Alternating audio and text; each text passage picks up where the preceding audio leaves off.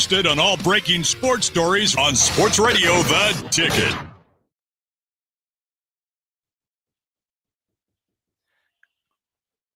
Call 208-424-9300. Nate Potter, the tight ends coach, will remain the tight ends coach, but also serve as the Boise State offensive coordinator. The Dirk Koetter era is over. Say hello to Nate Potter, 208-424-93 Nation, Bronco Nation. Want to share your thoughts on that? And you also need now a quarterbacks coach. What do you think's going to happen? What do you hope you see happen there at the quarterback coach position? But Nate Potter, you got a new OC. As far as we know, I don't think he's called a play, been an offensive coordinator, certainly anywhere close to this level before of college football. Had a brief NFL career, was an All-American left tackle at Boise State in the most fabulous era of Boise State history. Of course, kind of the Kellen era. And Prater, he was a flat-out local product. Timberline High School, Nate Potter grew up loving this program like former offensive coordinators like Brian Harsin, and now he's going to get his crack at this, Prater. Boise State's given the opportunity for a lot of young coaches to become OCs and get on their way. In most cases, they've done exceptionally well. Nate Potter, 208-424-9300. What are your thoughts on your new offensive coordinator?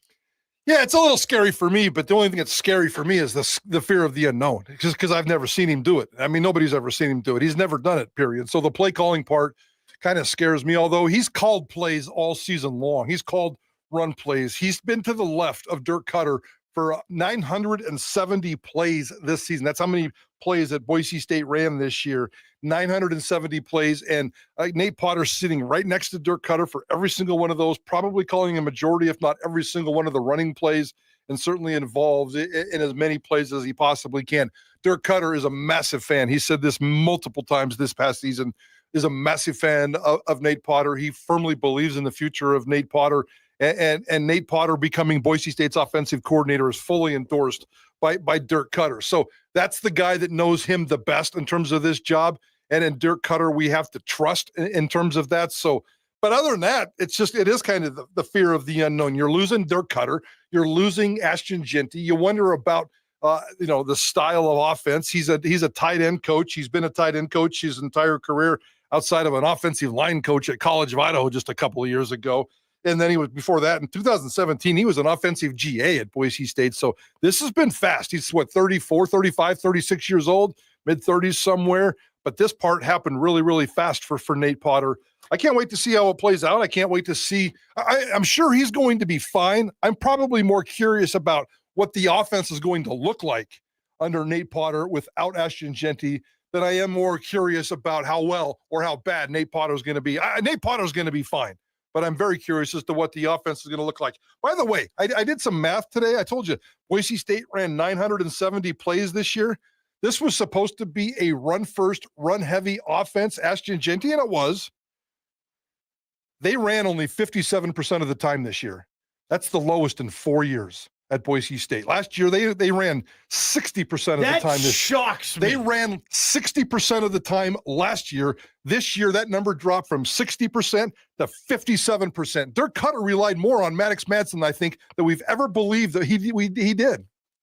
So where's it going to develop under Nate Potter? Is it going to be more passing? Is it going to be more running? If Dirk Koetter believed in passing more for Maddox Madsen, and Nate Potter's the tight end coach, and Maddox Madsen essentially is supposed to be getting better just based on growth, does that mean moving forward that this is going to be more of a pass-heavy team? We'll see. I know. What would you guys like to see from Nate Potter, your new offensive coordinator? Well, what would you like to see him run? What would you hope philosophically he's doing with your football program? Catering his offense to his talent, or having maybe going back in the time machine, trying to do some of the stuff that he loved, that they ran when he was here? Maybe, more trickeration, maybe more of the shifts and the motions that Kellen wanted. Are we going to see Kellen Moore footprints on this offense? Kellen Moore? You're comparing Nate Potter to Kellen Moore? Well, I mean, they play together. They know each other. Maybe they have the same type of football philosophies. And you'll hear Nate Potter say, yeah, we're going to put in a lot of stuff.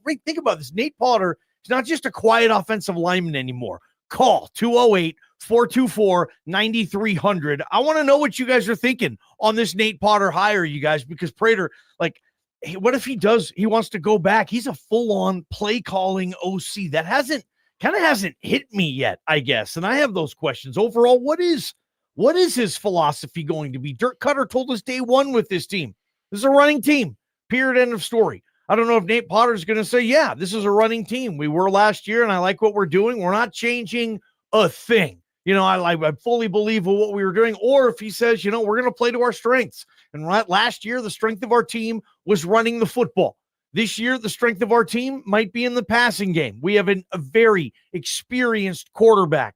We have a very experienced receiver room. I knew that was coming. My gosh. Another year of like the same receiver room. I don't know if any of those guys are leaving. Cam Camper might even be coming back because of the new JUCO rule. The only dude you thought was leaving might be back. No one in the portal so far. So maybe something that's more wide open. Maybe Nate Potter says, yeah, we does want to open things up a little bit more. Maybe try some more outside stuff if that's what he thinks they should have done this year. Call 208-424-9300. Cloverdale Plumbing. Want to get your thoughts on this. And also, does it worry you guys at all that he's a offensive coordinator / tight ends coach? I'm sure that exists, but not anything comes to my mind, Prater, if I can think of another example of an OC tight ends coach. Yeah, I don't know if that's. I have no idea. I couldn't tell you if. It's certainly unique, but I don't know if it's out there or other places. Nor does it bother me. I could care less what position they coach, and tight ends are perfectly fine. I'd rather have him coaching tight ends than because another position. I certainly don't want him coaching the offensive line, wide receivers, running backs.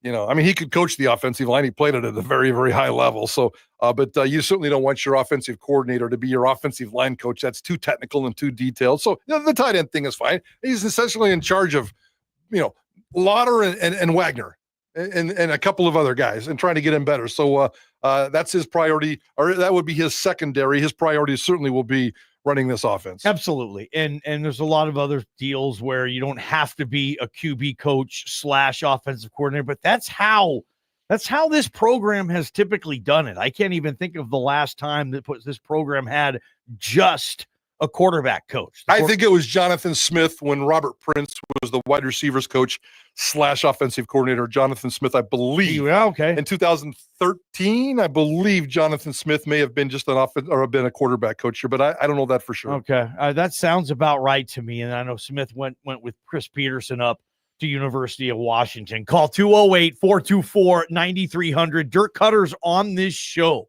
5 p.m. on Monday. And you bet your bottom dollar we're going to get his opinion on this Nate Potter hire, what he thinks Nate's philosophies will be, and his opinion on, maybe what Nate Potter will bring to the table that even the great Dirk Koetter didn't. I'm going to guess that this first year Nate Potter is going to be Dirk Koetter because one, he's never done it. Okay.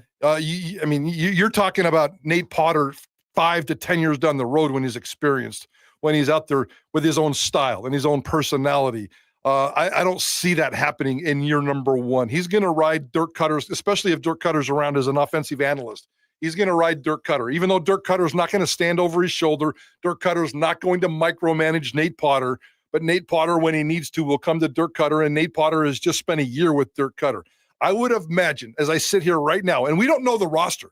We have no idea what this roster is going to look like. Maddox Madsen could be gone. The running backs could be gone. The wide receiver room could be different. Let's see on Monday what this roster looks like moving forward. Then you cater to that. And I would imagine Nate Potter picks up pretty much where Dirk Koetter left off.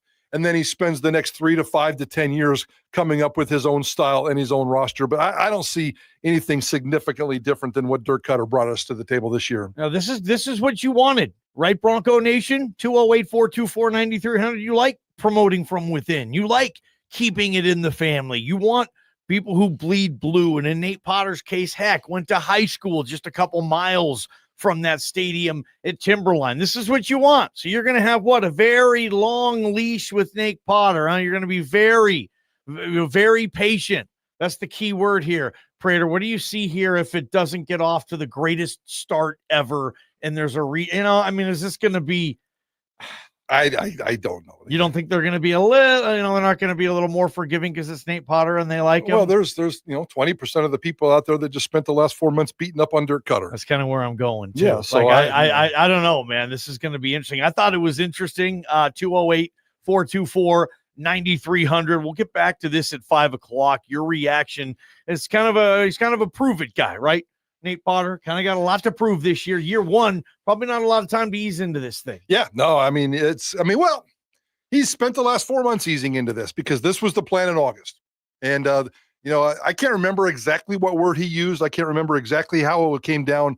But at one point, whether it was Spencer Danielson or Dirk Koetter or both, talking about mentoring, coaching, grooming, whatever phrase you want to use, Dirk Koetter and Nate Potter were going to be side by side. Nate Potter just graduated from Dirk Koetter University, and he spent 4 months doing it. And I guarantee you, he's a hell of a lot smarter today than he was on August 31st. So I think we're going to see a lot of Dirk Koetter type stuff. But that's the beauty of this thing. And my only fear, as we started off this segment, is the fear of the unknown. I have no idea. Otherwise, hey, I'm excited to see what happens. It's a great story. He's not going to be anywhere near as fun as a press conference guy. I'll tell you that right now. He's going to be nice. Nate Potter, you suck at press conferences. Dirk Koetter, you're fantastic at press conferences. Nate Potter, you've got to live up to Dirk Kutter's press conference status. I would imagine Nate Potter, who's got a little personality of his own, will grow into that. But right now, I'm more worried about him being a great press conference guy than a play caller. Yeah, Nate Potter, the new offensive coordinator, quarterback coach, TBD. We'll see what Boise State does in that direction, you guys. If you download the KTIK app, you can listen to Idaho Sports Talk constantly on your phone, powered by Villa Sport Fitness. Remember, it's January. This is the month everybody signs up to work out, right? Resolution season. Because they love you, Villa Sport Fitness will waive the enrollment fee for the month of January with 4 Treasure Valley locations. Was the Fiesta Bowl the most watched game in Boise State football history? Did you watch it? JP's got the answers. Dirk Koetter, 5 p.m. on Monday. JP, let's get to the news today on Idaho Sports Talk. Idaho Sports Talk with Prater and The Ballgame. So many ways to listen on 95.3 FM.